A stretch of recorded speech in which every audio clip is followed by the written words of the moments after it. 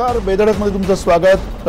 अर्थात बेधडकमध्ये आज आपण शिवसेनेच्या वचननाम्यावरती चर्चा करणार आहोत। शिवसेना पक्षप्रमुख उद्धव ठाकरे यांचं आता भाषण आपण ऐकलेलं आहे। जे बोलतो ते करून दाखवतो अशी शिवसेनेची टॅगलाईन सुद्धा आहे सेनेच्या वचननाम्याची।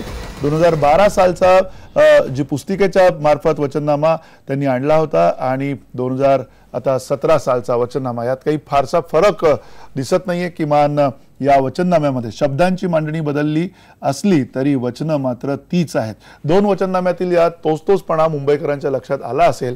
पाहूयात सेनेचा न बदललेला वचननामा।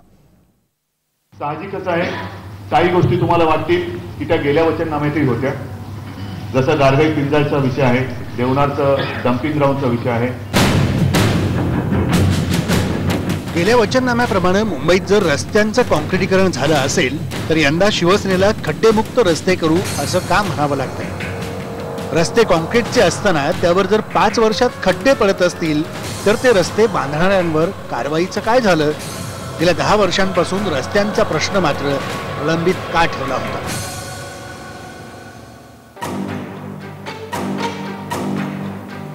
गेल्या 10 वर्षांपासून मुंबईकरांना 24 तास पाणी देण्याचं आश्वासन दिलं जात आहे, पण अजूनही मुंबईला 24 तास पाणी मिळत नाही हे वास्तव आहे।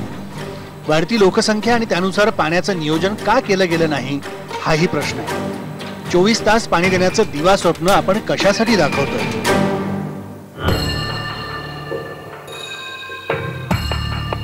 ...2005च्या महापुरानंतर मुंबईत पाणी थांबणं अजूनही कमी झालं नाही। नालेसफाई बरोबर पंपिंग स्टेशन उभारले गेले, त्यातून मुंबईकरांना कुठे दिलासा मिळाला? गेल्या पावसाळ्यातही मुंबईत पाणी शिरलंच की पावसात लोकल अडकल्या होत्याच ना।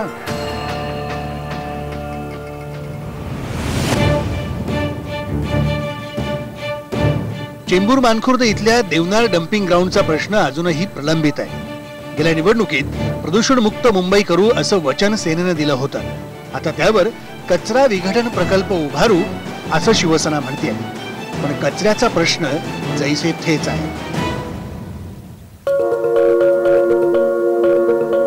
नवीन रुग्णालय आणि नवीन तंत्रज्ञान आणण्यावर शिवसेना भर देते खरी, पण अनेक हॉस्पिटल्समध्ये चांगले डॉक्टर्स नाहीयेत। Balasaheb Thackeray trauma care hospital सुविधेअभावी लोकांना मदतच करू शकत नाहीये हे वास्तव आहे। वर्षानुवर्ष निवडणुकीच्या तोंडावर त्याच घोषणांचा पाऊस पाडणारी शिवसेना वचनपूर्ती करताना मात्र पाहायला दिसत नाही। त्यामुळे कोणत्याही वर्षातला वचननामा काढा, वचनं तीच, शब्द मात्र वेगवेगळे अशी परिस्थिती आहे। Bureau report, IBN Lokmat. अर्थात आपण चर्चा याच मुद्द्याच्या अवतीभोवती करणार आहोत। सगळ्यात महत्त्वाचा प्रश्न त्यानिमित्तानं आपण विचारतोय, युतीच्या घोषणेपूर्वीच वचननामा जाहीर करून शिवसेना भाजपवरती दबाव आणू पाहते का? मुंबईत भाजपचा 2014चा जागा वाटपाचा फॉर्म्युला शिवसेनेला मान्य करावा लागेल का? आणि सेना भाजप युतीत नेमकं चाललंय तरी काय, घडतंय की बिघडतंय? हा सगळ्यात महत्त्वाचा प्रश्न आपण त्यानिमित्तानं उपस्थित केला। आपल्यासोबत मान्यवर आहेत या चर्चेसाठी। लोकसत्ताचे वरिष्ठ सहसंपादक संदीप आचार्य आपल्यासोबत आहेत। आपल्यासोबत प्रभाकर नारकर आहेत, जे आता अध्यक्ष जनता दल सेक्युलरचे आहेत, मात्र ते ज्येष्ठ पत्रकार सुद्धा आहेत। त्यांनी अनेक वर्ष मुख्यालय जे आहे मुंबई महापालिकेचं तिथून पत्रकारिता केलेली आहे, तिथनं अनेक महत्त्वाच्या बातम्या समोर आणलेल्या आहेत, त्यामुळे त्यांचा त्या दृष्टीचा अभ्यास पण महत्त्वाचा आहे। चंद्रशेखर प्रभू आपल्यासोबत असणार आहेत, नगर रचनाकार या चर्चेमध्ये थोड्या वेळाने, आणि मिलिंद बल्लाळ आपल्यासोबत आहेत, जे दैनिक ठाणे वैभवचे संपादक आहेत। या सगळ्या मान्यवरांचं स्वागत। आणि पहिला खरं तर प्रश्न मिलिंद बल्लाळ आपल्याला विचारायचा आहे, त्याचं कारण हेच आहे की जो वचननामा आलेला आहे त्या वचननाम्याच्या अनुषंगाने नेमकं काय निरीक्षणं तुमची आहेत? कारण प्रत्येक पक्ष येणाऱ्या काळात आता काही ना काही जाहीरनामा, वचननामा, वचकनामा हे सगळं घेऊन येईल, पण खास करून शिवसेनेचा वचननामा जो आहे त्या वचननाम्यामध्ये नेमका तुम्हाला विश्लेषण करायचं झालं तर नेमकं काय कराल?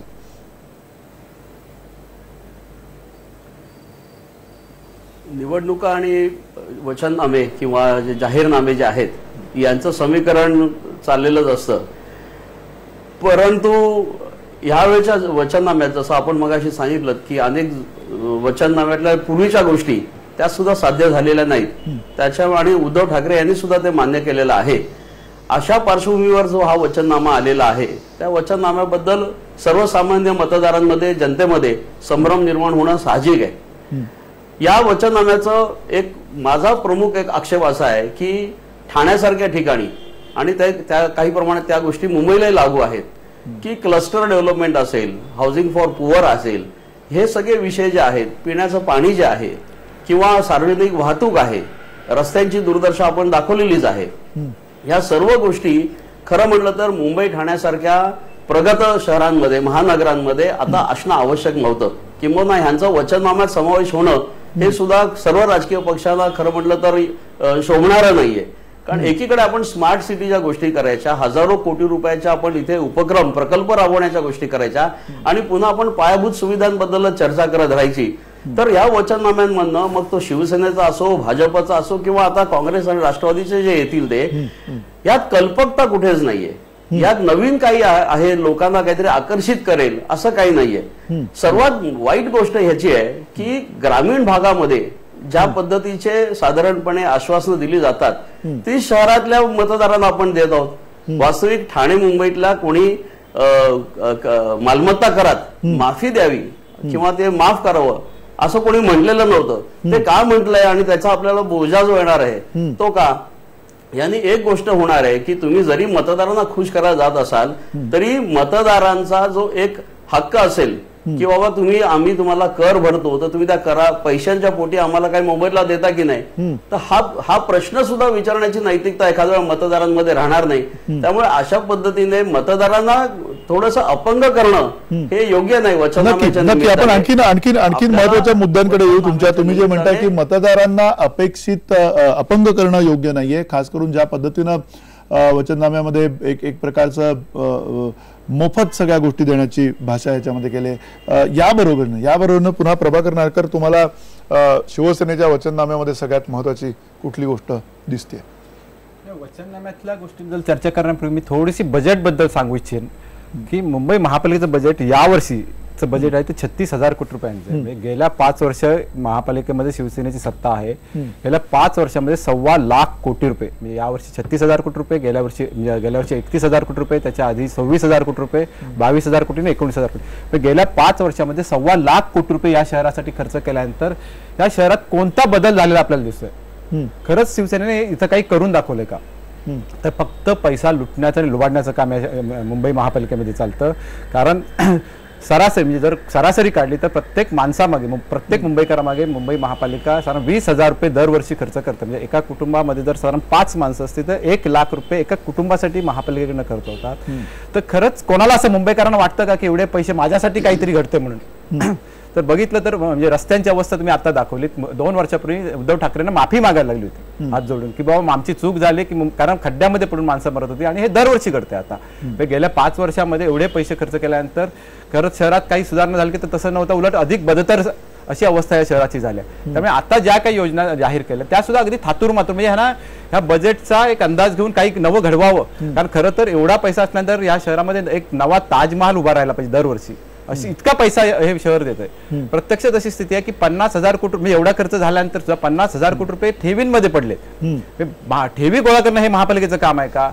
आज म्हणजे रेल्वेमधले प्रवास करणारे रोज 10 प्रवासी, तो थोडा वेगळा नक्की महापालिकेच्या बाहेरचा तो विषय. पण तुम्ही जे म्हणता की मूलभूत सुविधा ज्या द्यायला पाहिजे तर त्या अजूनपर्यंत आलेल्या नाहीत. 1.25 लाख कोटी रुपये जर का इथे खर्च झालेले असतील तर त्याचं नेमकं काय झालं ते दिसतायत किंवा नाही, हा सगळ्यात मुद्दा आहे. संदीप आचार्य, करून दाखवल्याचं उद्धव ठाकरे म्हटलेत. उद्धव ठाकरे हेही म्हणालेत की हा जो वचननामा आहे त्या वचननाम्यामध्ये आम्ही कुठलीही भूलथापा दिलेली नाहीये. नेमकं काय त्यांना म्हणायचं असावं या वचननाम्यात? असं एक तर लक्षात घ्या की 125 कोटी लोकांना रांगेमध्ये नरेंद्र मोदींनी उभं केलं होतं नोटाबंदीच्या प्रकरणात. त्याच्यानंतरही ते त्या भूमिकेवरती ठाम राहिले. किमान उद्धव ठाकरे एक गोष्ट तर ऍक्सेप्ट करतायत की बाबा ठीक आहे, आम्ही अनेक गोष्टी मागच्या वचननाम्यातल्या आहेत, आम्हाला पुढे करायच्या. तुम्ही मुळात हा विषय लक्षात घ्या की मुंबई 437 स्क्वेअर किलोमीटर 437 स्क्वेअर किलोमीटरची क्षेत्रफळ आहे, ते वाढून आता 457 स्क्वेअर किलोमीटर झालं. त्याच्यामध्ये लोकसंख्या वाढत जाऊन जाऊन 1.25 कोटी 1,40,00,000 लोकसंख्येपर्यंत पोहोचली. मुंबई बाहेरून येणाऱ्या लोकांचे लोंढे आवाच्या सवा आहेत. या सगळ्या पार्श्वभूमीवरती मुंबईला केंद्र शासनाकडून करोड रुपयाने जो पैसा जातो त्यातनं एक तर पुरेसा वाटा मिळत नाही, राज्य सरकार पुरेसा वाटा देत नाही. मुंबईची परिवहन सेवा जी BST पासून सगळ्या ज्या गोष्टी आहेत त्याच्यामध्ये कुठल्याही प्रकारची राज्य शासनाकडनं केव्हाही मदत मिळालेली नाही. आज भाजपचं सरकार केंद्रात आहे, राज्यात आहे, ज्या तुलनेमध्ये या गोष्टी मिळणं अपेक्षित आहे तेही मिळालेलं नाहीये. आता शिवसेनेच्या बाबतीत किंवा वचननाम्याच्या बाबतीत म्हणालात तर अशी अनेक गोष्टी आहेत की ज्या मुंबई शहरामध्ये नीट होऊ शकलेल्या नाहीत. प्रामुख्याने रस्ते. एक चांगला रस्ता गेले 20 वर्ष टिकणारा एक रस्ता का बांधू शकले नाही हा एक मूलभूत प्रश्न आहे. पण त्याचबरोबर हे पण लक्षात घेतलं पाहिजे की 1,40,00,000 लोकसंख्येला घराघरामध्ये आज प्रत्येकाला पाणी मिळतंय. पाणी मिळत नाही असं होत नाहीये. एवढ्या मोठ्या प्रमाणामध्ये झोपडपट्टीमध्ये 52 लाख लोक आपल्याकडे राहतात. 28% भूभागावरती सहकारी सोसायटी आहे, त्याच्यामध्ये लोक राहतात. आज दक्षिण मुंबईत तुम्ही जर बघितलं मरीन लाईन्स पासून चर्चगेट नरिमन पॉइंट पर्यंत तर सकाळी 10 ते 5 या वेळामध्ये 80 लाख लोक असतात. पण कुठेही सिवेज तुंबलंय, गटारं तुंबली आहेत, चोक झाले टॉयलेट्स, अशी परिस्थिती नाहीये. याचा अर्थ मुंबई महानगरपालिका काम करते, पहिले लक्षात घ्या. भ्रष्टाचार आहे. रस्त्यांमध्ये 34 रस्त्यांच्या प्रकरणामध्ये साधारण 550 कोटीचा भ्रष्टाचार झाला. आता अजूनही 200 रस्त्यांच्या प्रकरण तपासण्याचं काम सुरू आहे. नालेसफाईमध्ये दरवर्षी भ्रष्टाचाराचे आरोप होतात. या भ्रष्टाचाराला सत्ताधारी पक्ष जबाबदार असतो, पण सत्ताधारी पक्षामध्ये शिवसेनेबरोबर भाजप पण आहे. आज भाजप टक्केवारीच्या गोष्टी करते. आता हे एवढे वर्ष 20 वर्ष काय शिवसेनेचे टक्के मोजत बसले होते का? आज खेड सोमया माफियागिरी वगैरे सगळ्या गोष्टी, बांद्राचा साहेब वगैरे या गोष्टी सगळ्या सांगतोय. 20 वर्ष हेच लोक सत्तेमध्ये होते. देवेंद्र फडणवीस या मुद्द्याकडे तुमच्या येऊया की भाजपचा या सगळ्या सत्तेमध्ये काय वाटा होता किंवा भाजपनं या सत्तेमध्ये ज्यावेळेला आरोप करतात त्यावेळेला त्यांची त्याच्यातली जबाबदारी किती आहे. पण आपल्यासोबत चंद्रशेखर प्रभू आहेत, नगररचनाकार आहेत आणि सातत्यानं मुंबईच्या प्रश्नांबद्दल पोटतिडकीनं बोलत आलेले आहेत. चंद्रशेखर प्रभू, तुम्हाला पुन्हा मुद्दा हाच आहे की जो वचननामा शिवसेनेचा आता आलेला आहे, आता आपल्यासोबत मिलिंद बल्लाळ आहेत जे ठाणे वैभवचे संपादक आहेत, त्यांचं सुद्धा म्हणणं आहे की कुठेतरी या सगळ्या वचननाम्यामध्ये कल्पकतेचा अभाव आहे. तुम्हाला असं वाटतं का? हे बघा, वचननामा महानगरपालिकेच्या निवडणुकीपुरता मर्यादित ठेवायचा तर गटर, वॉटर, मीटर आणि सटर पटर याच्या पुरता तो वचननामा राहतो. वचननामा हा व्यापक स्वरूपाचा असला पाहिजे. मुंबईचं पुढच्या 20 वर्षात काय होईल आणि आम्ही मुंबईला आणखी 20 वर्षात काय करून दाखवू ह्याच्याविषयी जर वचननामा असेल तर त्या वचननाम्याला काहीतरी अर्थ आहे. एरवी आम्ही नालेसफाई करू किंवा मिठी नदी काळी आहे ती सफेद करू वगैरे अशा पद्धतीच्या गोष्टी लोक ऐकून ऐकून थकलेली आहेत, कारण प्रत्येक वचननाम्यामध्ये या सर्व गोष्टी होतात. मुंबईचा मूलभूत प्रश्न आहे गृहनिर्माण, आणि तो गृहनिर्माणाचा प्रश्न जोपर्यंत सोडवण्याच्या दृष्टीनं सर्व पक्षांकडून प्रयत्न होत नाहीत तोपर्यंत मुंबईचे प्रश्न काही सुटणार नाहीत. निम्मी मुंबई ही झोपडपट्टीत राहते. 25 लाख लोक जुन्या आणि मोडकळीस आलेल्या चाळीत राहतात. म्हाडाच्या इमारतीमध्ये एकंदरीत 10,80,000 लोक राहतात. स्टाफ क्वार्टर्स मध्ये राहणाऱ्यांची संख्या 15 लाखाच्या घरात आहे आणि 45,000 कोऑपरेटिव्ह सोसायट्यांमध्ये लोक राहतात. अशा पद्धतीचं यापैकी जवळपास 85% इमारतींना पुनर्विकासाची आवश्यकता आहे आणि हा पुनर्विकास केवळ बिल्डरांच्या माध्यमातूनच करायचा असा अट्टाहास सरकार आधीचा असो किंवा आत्ताचा असो वारंवार करते आणि त्या बिल्डरांच्या माध्यमातून 5,800 प्रकल्प अडून राहिलेले आहेत की जेणेकरून बिल्डर आज भाडं देत नाहीत. लोक रस्त्यावर आलेली आहेत, बिल्डिंगी पाडल्या गेलेल्या आहेत आणि ह्या प्रश्नांकडे कोणाचंही लक्ष वेधण्याचं काम चालू नाही. म्हणजे पूर्वीच्या काळात काय होतं की निवडणुका आल्या की राजकीय नेते बिल्डरांकडे जाऊन पैसे मागायचे. हळूहळू राजकीय नेत्यांकडे इतके पैसे झाले की राजकीय नेते स्वतःचे पैसे फिरवण्यासाठी किंवा वाढवण्यासाठी ते बिल्डरकडे ठेवायला लागले. काही दिवसांनी बिल्डरांना हे असं लक्षात आलं की बाबा आपण पैसे कमवून वाढवून राजकीय नेत्यांना देतो, मग ह्या सर्व गोष्टी अशा कशा व्हायच्या. राजकीय पुढाऱ्यांना हे लक्षात आलं की बाबा माझे पैसे घेऊन हा मोठा झाला, त्यामुळे राजकीय पुढारी म्हणाले की आम्हीच बिल्डर होऊ आणि मग बिल्डरांच्या लक्षात आलं की आमच्या पोटावर लात आहे, राजकीय पुढारीच बिल्डर होणार, म्हणून मग बिल्डर राजकीय पुढारी झाले. प्रत्येक पक्षात 1-1, 2-2 मोठे बिल्डर आहेत जे राजकीय पुढारी झालेले आहेत. नक्की मुंबईचं एक विशेष सर्कल तुम्ही आता सांगितलेलं आहे. पण या बरोबरीनं पुन्हा जो वचननाम्याचा भाग आहे, ज्या वचननाम्यामध्ये संदीप आचार्य नेमकं कल्पकतेचा अभाव असं ज्यावेळेला म्हटलं जातं, या वचननाम्यामध्ये तेच शब्द आहे असं ज्यावेळेला म्हटलं जातं, त्यावेळेला कुठेतरी अधिकच्या ज्या अपेक्षा आहेत, एकीकडे निवडणुकीचं राजकारण करणारा हा वचननामा आहे असं म्हणायचं, की कुठेतरी मुंबईकरांना एक जे त्यांना आकांक्षा जी आहे किंवा त्यांना जी स्वप्न आहेत त्या स्वप्न साकारणारा वचननामा आहे, काय म्हणता येईल त्याच्यामध्ये? ते मुळामध्ये असं आहे की मुंबईमध्ये हे जे म्हणाले त्याप्रमाणे अनधिकृत झोपड्या किंवा जे घुसखोर किंवा जे लोक मोठ्या प्रमाणात बाहेरून येतात त्यांना कुठेतरी तुम्हाला केव्हा तरी रोखावंच लागेल. आणि यासाठी पॉलिटिकल विल असायला पाहिजे, जे विल आज सत्तेवर येऊन शिवसेना भाजप दोघेही दाखवत नाहीये. म्हणजे राज्यात सत्तेवर 85-95ला जेव्हा युतीचं सरकार होतं तेव्हा 95 नंतर झोपडपट्ट्यांना परवानगी दिली जाणार नाही असं शिवसेनेच्याच सरकारने त्यावेळेला न्यायालयामध्ये सांगितलं होतं. आज देवेंद्र फडणवीस 2000 पर्यंतच्या झोपड्यांना संरक्षण देत आहेत, 2016 पर्यंतच्या अनधिकृत बांधकामांना संरक्षण देण्याची भूमिका घेत आहेत. मुंबईतल्या फेरीवाल्यांवरती महानगरपालिका कारवाई करत नाही. मुंबईकडे पैसा आहे, मुंबई महानगरपालिकेकडे पैसा आहे, आयुक्तांपासून यांच्याकडे ताकद पण आहे, खर्च करण्याची वृत्ती पण आहे. पण आता याच्यात नीट काम होऊच शकत नाही, प्रत्येक जण ओरबाड्यालाच बसलाय. हे फक्त राजकारण याच्यामध्ये सध्या सुरू आहे. ह्याच्यामध्ये आता शिवसेनेने वचननामा दिलाय, ही एक वेगळ्या पद्धतीने भाजपवर त्यांनी कुरघोडी केलेली आहे. कारण भाजपच्या जर आतापर्यंतच्या मधल्या काळातल्या चाली बघितला तर त्यांना महाराष्ट्रामध्ये शिवसेना मुक्त भाजप महाराष्ट्र ही त्यांची मुळात लाईन असल्यामुळे शिवसेनेचे छत्रपती शिवाजी महाराजांचा मुद्दा घेतला, सैनिकांच्या अगेन्स्टमध्ये मावळे उभे करण्याची भाषा मुख्यमंत्र्यांनी केली. ह्या सगळ्या ज्या गोष्टी ज्या पद्धतीने वाटचाल चालू आहे ती मुंबईतनं शिवसेना संपवणं हा बेस त्याच्यातला आहे. काँग्रेस मुक्त देशात असेल पण महाराष्ट्रामध्ये आणि मुंबईमध्ये शिवसेना मुक्त महाराष्ट्र आणि मुंबई हा त्यांचा स्टँड होता. त्याला छेद देण्यासाठी मधल्या काळामध्ये त्यांनी 1 लाख कोटीची अगदी घोषणा, मेट्रो, मोनो सगळ्या गोष्टी केल्या. त्या जेव्हा होतील तेव्हा होतील.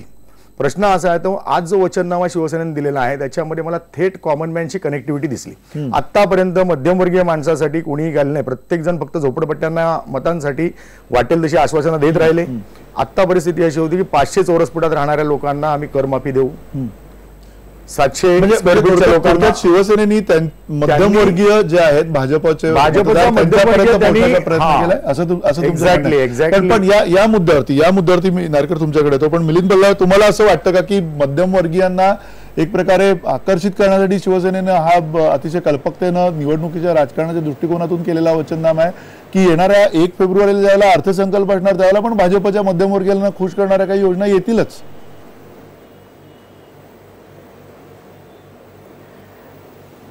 नाही, कल्पकता ही अशा पद्धतीची पॉप्युलिस्ट जे आहे त्याच्याबद्दल म्हणजे तो कुरघोडीचा जो भाग आपण सोडला तरी देखील मगाशी आचार्यांनी जे सांगितलं त्याच मुद्द्याला मी पुढे जाऊन असं सांगेन की बाळासाहेब ठाकरे यांनी एकेकाळी असं सांगितलं होतं की मुंबईचं जर आपल्याला बकालपणा थांबवायचा असेल तर कुठेतरी आपल्याला मुंबईची एंट्री जी आहे ती रेस्ट्रिक्ट केली पाहिजे, कुठेतरी त्याच्यावर निर्बंध यायला पाहिजे. परंतु जेव्हा आपण अशा पद्धतीच्या सवलती समजा जाहीर करत गेलो तर एखाद्याला ती संपूर्ण प्रोसेसच उलटी होईल की पुन्हा एकदा असं वाटेल की अरे मुंबईमध्ये जायचं आणि घर घेणं आणि नंतर सगळ्या ज्या सवलती आहेत त्या पदरी पाडून घेणं हे सोपं होऊन जाईल. आणि त्याच्यामुळे एखाद वेळेला मुंबईकडे पुन्हा एकदा लोंढे वाढतील. म्हणजे एकीकडे आपल्याला इन्फ्रास्ट्रक्चर ज्या पायाभूत सुविधा आहेत त्या सुविधांसाठी पैसे नाही म्हणून आपण ओरड करायची, त्यानंतर आपण पुन्हा कर माफी करायची आणि वेगळ्या पद्धतीचं संकट ओढावून घ्यायचं. त्याच्यापेक्षा मध्यमवर्गीयांचं साधारणपणे मानसिकता आता अशी झालेली आहे की आम्हाला व्हॅल्यू फॉर मनी द्या, भले आमच्याकडनं 2 पैसे जास्ती घ्या परंतु जे पैसे आम्ही तुम्हाला देतोय त्या पैशांचा योग्य मोबदला आम्हाला दिला पाहिजे. भ्रष्टाचाराचा मुद्दा मगाशी मांडण्यात आला तर भ्रष्टाचार तुम्ही जरी थांबवलात तरी मला असं वाटतं की भ्रष्टाचार जवळजवळ 22,000 कोटीचा का काही कोट्यवधी रुपयांचा होतो तर तो कोट्यवधी रुपयांचा भ्रष्टाचार थांबला तर करमाफी देण्याची गरजच नाही राहणार.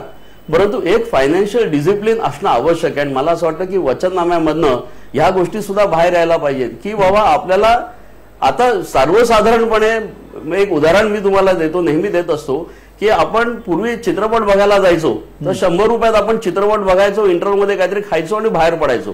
परंतु हे मल्टिप्लेक्स आल्यानंतर आता सर्वसामान्य माणूस सुद्धा 300 ते 500 रुपये खर्च करायला लागलेला आहे.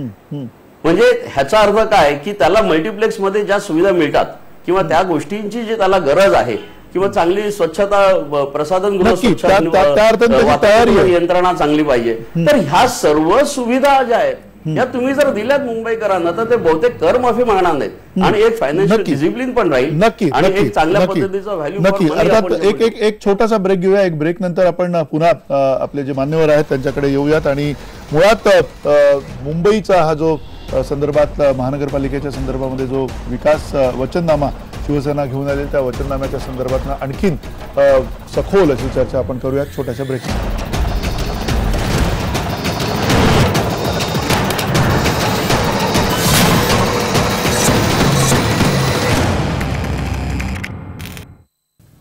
नमस्कार, पुन्हा एकदा स्वागत. बेधडकमध्ये आपण चर्चा करतोय शिवसेनेच्या वचननाम्याच्या निमित्तानं आणि अर्थात महाराष्ट्राच्या राजकारणात सध्या एकच मुद्दा सर्वाधिक चर्चेला जातोय आणि तो म्हणजे शिवसेना भाजप युती होणार की नाही.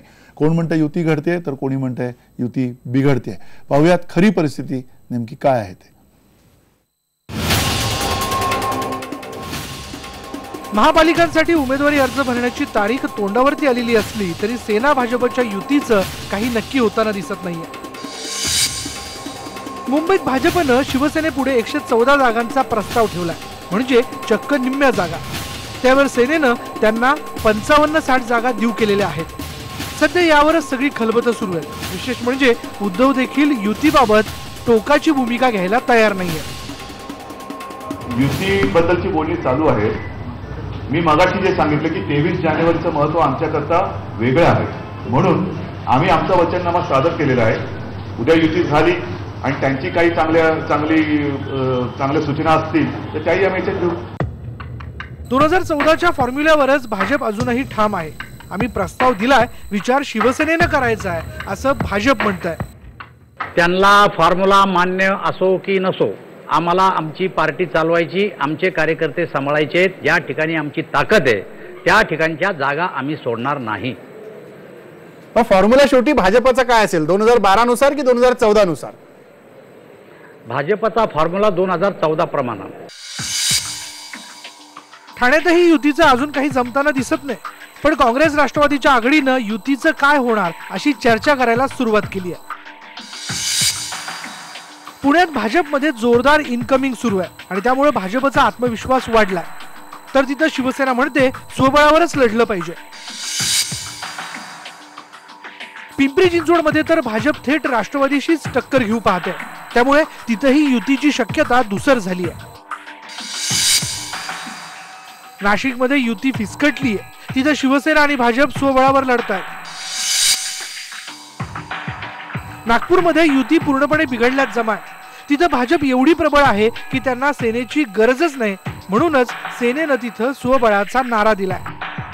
अगदी स्पष्टच भाषेत बोलायचं झालं तर नगरपालिकेतील यशामुळे भाजपच्या वारू चांगला चौखूर उधळला, म्हणूनच भाजपवाले छोटा भाऊ मोठा भाऊची भाषा करू लागलेत. तो मोठा, ज्याचे आमदार ज्यादा तो मोठा, ज्याचे सरपंच ज्यादा तो मोठा, ज्याचे नगराध्यक्ष ज्यादा तो मोठा. संख्या जर आमची आहे तर आम्हीच मोठे की नाही. आता हे कोणा भविष्यकाळाला विचारायची गरज नाहीये. त्यांनी स्वीकारलं पाहिजे आता की भाजप देशात सर्वात नंबर 1चा पक्ष आहे. एवढ्या सगळ्या घडामोडी घडताना आता युतीचं काय ते एकदा करून टाका. शेवटच्या क्षणापर्यंत मतदारांना गृहीत धरून चालू नका, नाहीतर मतदारांनी मनावर घेतलं तर सगळंच अवघड होऊन जाईल. Bureau report, IBN Lokmat. घडतंय की बिघडतंय स्पष्ट होताना दिसतंय हळूहळू. आपले प्रेक्षक काय म्हणतात ते पाहूयात. मंगेश मोरे म्हणतात, जर 2 पक्ष वेगळे आहेत तर वेगळे लढा, जनतेला मूर्ख कशाला बनवताय. ज्ञानेश मोरे म्हणतात, विधानसभेप्रमाणे भाजप शिवसेनेला खेळवत आहे. उद्धव ठाकरे युती तोडा, सत्ता शिवसेनेचीच येईल. संतोष पानमंद म्हणतात, मनसे आणि शिवसेना युती झाली की भाजपला कळेल मोठा भाऊ कोण आहे तो. आणि मिलिंद कांबळे म्हणतात, शिवसेना आणि भाजपमध्ये स्वबळावर निवडणूक जिंकण्याचा आत्मविश्वास नाही, त्यामुळे युतीचा लपंडाव सुरू आहे. या बोलक्या प्रतिक्रिया आपल्या प्रेक्षकांच्या आणि त्याबरोबर पुन्हा एकदा जो सगळ्यात महत्त्वाचा प्रश्न आहे तो प्रभाकर नारकर आपल्याला विचारायचा आहे की एकीकडे हे सगळे विकासाचे मुद्दे समोर येताना दिसत आहेत, इकडे आपण म्हणतो की युतीच्या वचननाम्यामध्ये जसं संदीप आचार्य म्हणाले की मध्यमवर्गीयांना थेट टार्गेट केलेलं आहे. एक प्रकारे भाजपच्याच मतपेढीवरती शिवसेनेनं आपला दावा सांगितलेला, कुरघोडी केलेली आहे. एक प्रकारे दबाव आणण्याचा शिवसेनेचा प्रयत्न आहे. काय म्हणाल? खरं तर सेनेचं काम स्वतःला आत्मविश्वास नाही त्यांना की आपण आता जिंकू शकतो, कारण आपलं काम समाधानकारक नाही आणि लोक नाराजी व्यक्त करतील, त्याच्यामुळे ही एक प्रकारे लाच द्यायची प्रक्रिया. मग अशी संदीप आचार्यांनी म्हटलं की मुंबईत येणाऱ्या लोकसंख्येवरती नियंत्रण आणलं पाहिजे. प्रत्यक्षात तशी स्थिती आता राहिलेली नाही. उलट गेल्या काही वर्षामध्ये लोकसंख्या कमी होताना दिसते. आणि आता जो MMR मुंबई मेट्रोपॉलिटन रिजनचा जो आराखडा झालाय त्याच्यामध्ये असं व्हिज्युअलाइज करण्यात आलं की 20 लाखांनी लोकसंख्या कमी होणार. म्हणजे इथल्या गरिबांना आणि मध्यमवर्गीयांना सुद्धा मुंबईच्या बाहेर काढायचं सरकारचा आणि महापालिकेचाही प्लॅन आहे. इथं फक्त उच्चभ्रू किंवा श्रीमंत लोकच राहतील अशी स्थिती निर्माण केली जाते. आणि त्यामुळे खरं तर या वर्गाने आता सावध होऊन याचा जाब विचारायची वेळ आलेली आहे. नक्की. याबरोबर चंद्रशेखर प्रभू, तुम्हाला मुळात हे सगळं गृहीतक जे आहे ते योग्य वाटतंय का? एकीकडे, दुसरीकडे भाजपनं खूप मोठी स्वप्न दाखवलेली आहेत अलीकडच्या काळामध्ये मुंबईच्या बाबतीमध्ये. मोठमोठे फ्लायओव्हर्स, मोठमोठे हायवेज, या सगळ्याबाबतचं ज्या वेळेला बोललं गेलंय. आता अगदी कोस्टल हायवेच्या बाबत उद्धव ठाकरेंनी आजच्या या वचननाम्यामध्ये उल्लेख केलेला आहे. पण त्याच्यापेक्षा मोठा कुठला प्रोजेक्ट किंवा एखादा असा प्रकल्प जो प्रकल्प जे मुंबईला आज हवंय, मुंबईकरांना जे हवंय, संपूर्णपणे जी एक प्रकारची ट्रॅफिक तुंबलेली असते, जे जे महत्वाचे मूलभूत प्रश्न आहेत मुंबईचे, जसं तुम्ही म्हटलात की घरांचा प्रश्न आहे, या सगळ्याकडे कुठेही त्या वचननाम्यामध्ये उल्लेख असलेला दिसत नाही. नाही, साधी गोष्ट लक्षात घ्या की कोस्टल रोड हा तुम्ही बांद्र्यावरून वरळीपर्यंत केलात, त्याच्यात 2000 कोटी 5 किलोमीटरला खर्च केले. म्हणजे 1 किलोमीटरला झाले 400 कोटी. आता या हिशेबानं जर हा पूर्ण समुद्रातून जर रस्ता नरिमन पॉइंट वरून गेला तर 35 किलोमीटरचा होईल. 5 किलोमीटर त्यातले वजा केले तरी 30 किलोमीटरच्या याला 400 कोटी गुणिले 30 किलोमीटर म्हणजे किती झाले? 20-25 हजार कोटी. आणि किती लोक त्याच्यातून त्या गाड्यातून जातात? माझ्यासारखा माणूस जातो. 2-2 गाड्या आहेत माझ्याकडे आणि गाड्या असणारी माणसं किती आहेत? मुंबईमध्ये 8 लाख गाड्या आहेत. 1.25 लाख लोकसंख्येच्या तुलनेनं 8 लाख गाड्या आणि average occupancy per car is 1.25. म्हणजे 10 लाख लोकांसाठी 1,25,00,000 लोकांना 1,25,00,000 लोक, 40 लाख ते 50 लाख लोक बसमध्ये जातात, 70 लाख लोक ट्रेनमध्ये जातात. तर ट्रेनची सुविधा जास्त सुलभ करावी किंवा ट्रेनच्या पासेसच्या तो महानगरपालिकेचा विषयच नाहीये. म्हणजे त्या अर्थाने तो विषय केंद्राचा आहे, त्या अर्थाने तो विषय राज्य सरकार जे आता आणि त्यांचे केंद्र सरकार सत्तेत आहेत त्यांचा तो विषय आहे. पण तुम्ही जसं म्हणताय की बहुजन जे लोक आहेत सगळे, जे ज्या पद्धतीनं मुंबईतला जो सामान्य मुंबईकर आहे त्याच्यासाठी सुविधांचा अभाव असल्याची स्थिती आहे. मिलिंद बळवंत, तुम्हाला हे मान्य आहे का की कुठेतरी जे जनसामान्यांचे प्रश्न आहेत ते बाजूला या सगळ्या चर्चेमध्ये राहतात? या संपूर्ण वचननामा असेल किंवा सगळ्या पक्षांचा जो अजेंडा असेल त्याच्यामध्ये बहुसंख्यांचे प्रश्न जे आहेत ते कुठेतरी बाजूला पडत आहेत? निश्चितच. एक मला नेहमी एक प्रश्न पडतो की वचननामा जेव्हा बनतो आणि त्यात ज्या गोष्टींचा समावेश होतो तर प्रत्येक शहराचं, म्हणजे ठाणे असेल, मुंबई असेल, अन्य कुठची महापालिका असेल, त्या प्रत्येक महापालिकेचा एक डेव्हलपमेंट प्लॅन असतो. त्या डेव्हलपमेंट प्लॅन मधल्या किती गोष्टी समाविष्ट होतात या वचननाम्यात की माझ्या मनात आलं की मी अमुक अमुक योजना करायची, ती डेव्हलपमेंट प्लॅन मध्ये आहे का? कारण डेव्हलपमेंट प्लॅन हा तज्ज्ञ मंडळी करत असतात, तेव्हा त्याचं लोकसंख्येचं प्रोजेक्शन असतं, जमा खर्चाचं प्रोजेक्शन असतं आणि कुठेतरी एक शास्त्रशुद्ध पद्धतीने डेव्हलपमेंट प्लॅन केला जातो. बरोबर. आपण गेल्या काही वर्षात असं बघतोय ही सर्व महानगरं जी आहेत ही जशी गरज निर्माण होईल तशा पद्धतीचे प्रकल्प हाती घेत आहेत आणि मग त्याचा काही अभ्यास होतोच असं नाही किंवा मग तो डेव्हलपमेंटशी त्याचा कुठेतरी ताळेबंद त्याचा एक आखला जाणं आवश्यक आहे, तोही आखला जात नाही. त्यामुळे कुठेतरी डेव्हलपमेंट प्लॅन हा विचार घेतलाच पाहिजे. ठाण्याचं उदाहरण द्यायचं झालं तर 2020 साली या डेव्हलपमेंट प्लॅनची मुदत संपते. या 2020 सालापर्यंत 100% डेव्हलपमेंट प्लॅन इम्प्लिमेंट व्हायला पाहिजे होता. प्रत्यक्षात तो जेमतेम 18% झालेला आहे. म्हणजे 82% त्यातल्या योजना अजूनही कागदावर आहेत आणि आपण नवीन योजना आणतोय.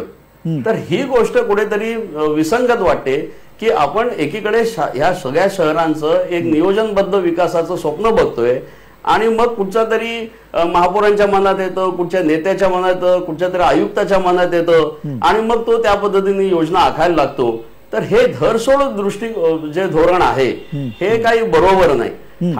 ठाण्यासारख्या शहरामध्ये आज तुम्हाला सांगतो की जवळजवळ निम्मी लोकसंख्या झोपडपट्ट्यांमध्ये राहते.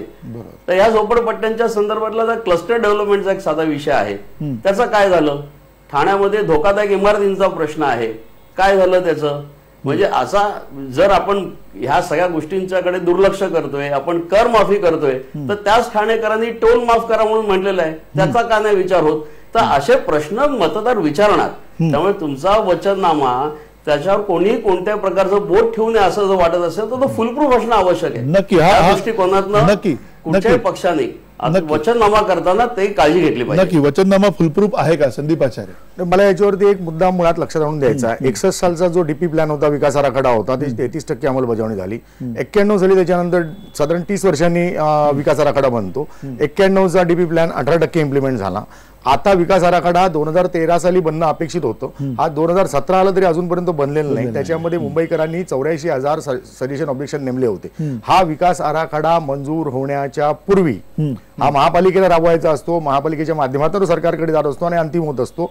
त्याच्या आधीच वारंवार मुख्यमंत्र्यांनी मुंबई शहरातल्या मोडकळीला आलेल्या इमारती, जुन्या इमारती, उपनगराचं गृहनिर्माण धोरण अशा हव्या तेवढ्या घोषणा करून मोकळे झालेले. त्या उपनगराच्या घोषणेला उद्धव ठाकरे पण हजर होते. म्हणजे एकीकडे विकास आराखडा अजूनही झालेला नाहीये आणि यांच्या घोषणा सुरू आहेत जोरामध्ये. आता राहिला प्रश्न वचननाम्याचा. तर झोपडपट्टी असेल, क्लस्टर डेव्हलपमेंट असेल, ह्या विषयासंदर्भामध्ये निर्णय राज्य सरकार करतं, महानगरपालिका करत नसते. हा पहिला मुद्दा याच्यामध्ये. आता महानगरपालिकेची जी मुंबई महानगरपालिका असो, ठाणे महानगरपालिका असो, जी मूलभूत कर्तव्य आहे ते पाणी पुरवठा, मलनिस्सारण, प्राथमिक शाळा, प्राथमिक आरोग्य, ह्या सगळ्या पार्श्वभूमीवरती कितीतरी पुढे जाऊन मुंबई महानगरपालिका प्रचंड प्रमाणामध्ये काम करतंय. करत नाही अशातला भाग नाही येते. पण ज्या वेगाने लोंढे येत आहेत, लोकसंख्या कागदावरती काही कमी झालेली असेल, आकडेवारी म्हणाले की कमी होणार आहे पूर्णपणे, त्या अर्थाने 20 लाख ते मुंबईचे जेवढे फुटपाथ सगळे झोपडपट्ट्यांनी व्यापून राखलेले आहेत ना, किंवा सगळ्या फेरीवाले बसलेले आहेत ना, त्याच्यातनं दिसतं लोकसंख्या कमी झाली आहे का जास्ती झाली आहे. आज झोपड्यांचे 3-3, 4-4, 5-5 मजल्याच्या झोपड्या उभ्या राहत आहेत. कुठे काय कमी झालंय? दुप्पट वाढतंय. करदाता मुंबईकराला काय सुविधा मिळत आहेत? आज पहिल्यांदा समजा शिवसेनेने सांगितलं असेल की मी 500 स्क्वेअर फीट 700 स्क्वेअर फीटच्या करदात्याला सुविधा देतोय. आज नगरसेवक फंड, आमदार फंड हा फक्त झोपडपट्टीत वापरला जातो, ज्याच्यामध्ये सर्वसामान्य खरा करदाता जो आहे, I am a tax payer, मी माझ्यासारख्या करदात्याला कुठल्या सुविधा देतात? कुठल्याही मिळत नाही. पाणीपट्टी सतत वाढवली जाते, मालमत्ता कर वाढवला जातो, उपनगरांचा मालमत्ता कर वाढवायची सगळी मर्यादा पूर्णपणे संपलेली आहे. महानगरपालिकेचा 37,000 कोटीच्या बजेटपैकी भांडवली कामांसाठी जे बजेट आहे मागच्या 10 वर्षाचा जर विचार केला मुंबई पुरता, तर 40,000 कोटी रुपये मुंबई महानगरपालिका वापरू शकलेली नाही. हे वास्तव आहे. पण वापरू न शकण्याची अनेक कारण आहेत की मॅनपॉवर कमी आहे, तिकडे मनुष्यबळ भरायला पाहिजे, मुंबईमध्ये जागोजागी झोपड्या किंवा ही सगळी अतिक्रमण किंवा ज्या पद्धतीने उभ्या राहिलेल्या आहेत, इम्प्लिमेंटेशन करायला अनेक योजनांना खूप प्रॉब्लेम येतो. आता शिवसेना त्यांच्या वचननाम्यामध्ये कल्पकता आणू शकते, तो त्यांचा प्रश्न आहे. पण त्यांनी आता जो काही म्हणजे भूमिका घेतलेली आहे ती राजकीय थेट माणसाची कनेक्टिव्हिटी साधलेली आहे. करण्यासारख्या खूप चांगल्या गोष्टी आहेत ज्या त्यांनी करायला पाहिजे होत्या. मी एकच महत्वाचा मुद्दा इथे सांगतो, या मुंबई शहरामध्ये आज महिलांसाठी सार्वजनिक स्वच्छतागृह नाही आहेत. बरोबर आहे. 18,000 महिलांमागे एक टॉयलेट सीट. तुम्ही इमॅजिन करा परिस्थिती, किती भयावह परिस्थिती आहे. मुंबई शहरामध्ये 78,000 टॉयलेट सीट उभ्या करायला पाहिजेत. आज साधारणपणे 45% टॉयलेटच्या मध्ये पाणी नाहीये आणि जवळजवळ 65-68% ठिकाणी इलेक्ट्रिसिटी नाहीये. काय करते महानगरपालिका? काय करते राज्य सरकार? काय करतात आमचे आमदार? काय करतात आमचे नगरसेवक? हा प्रश्न गंभीर आहे आणि हा सर्वच पक्षांना लागू आहे. पण सत्तेत शिवसेना भाजप असल्यामुळे त्याचं उत्तर शिवसेनेलाच द्यावं लागेल. याच बाबतीत माझी अतिशय स्पष्ट भूमिका आहे. आम्ही पूर्ण मुंबईतल्या टॉयलेटच्या परिस्थितीचा अभ्यास केला आणि हे लक्षात आलं की मुंबईमध्ये तळमजल्यावर कमर्शियल आहेत अशी एकंदरीत 20 लाख ठिकाणं आहेत. म्हणजे माझं कमर्शियल दुकान आहे, माझ्या दुकानामध्ये मी पब्लिक करता माझ्या जागेमध्ये मी टॉयलेट बांधतो तर मला माझ्यावर फौजदारी गुन्हा दाखल करून मला जेलमध्ये टाकलं जातं. एका बाजूला टॉयलेट नाही, दुसऱ्या बाजूला टोटल 10,800 रेस्टॉरंट्स आहेत ज्यांचे अर्ज आहेत की आमच्या कस्टमर्स करता आम्ही रेस्टॉरंटमध्ये आमच्या जागेमध्ये टॉयलेट बांधू, पण त्यांना परवानगी देत नाही. इथपर्यंत की त्यांच्यापैकी एखाद्याने जरी टॉयलेट बांधलं तर त्याच्यावर MRTP खाली फौजदारी करून त्याला जेल 3 वर्ष. याला तुम्ही राजकीय दृष्टिकोनातून दोष द्याल की याला हा पूर्णपणे लाल फितीचा कारभार? त्याच्यामध्ये राजकीय दृष्ट्या जर सांगितलं की तळमजल्यावर ज्या ज्या ठिकाणी कमर्शियल प्रिमायसेस आहेत त्यांच्यावर कोणतीच सक्ती नाही, पण ज्याला त्या ठिकाणी टॉयलेट करायचं असेल त्याला कोणतीच परवानगीची आवश्यकता नाही, त्यांनी खुशाल टॉयलेट करावे, त्याला पाण्याचं कनेक्शन मिळेल, त्याचं त्यांनी पाण्याचं भाडं भरलं की काम झालं. झालं असं एक साधं हे महानगरपालिकेला करता येईल, डीसी रूल मध्ये करता येईल आणि अशा पद्धतीच्या सूचना केलेल्या आहेत. एका बाजूला पंतप्रधानांच्या नावाखाली तुम्ही सांगता की लग्न करू नका, टॉयलेट नाही तर, आणि मुंबईमध्ये कुठेच टॉयलेट नाही आणि वयोवृद्ध लोकांना, प्रोस्टेट ग्लँडचा त्रास असणाऱ्या लोकांना यांचं काय होईल?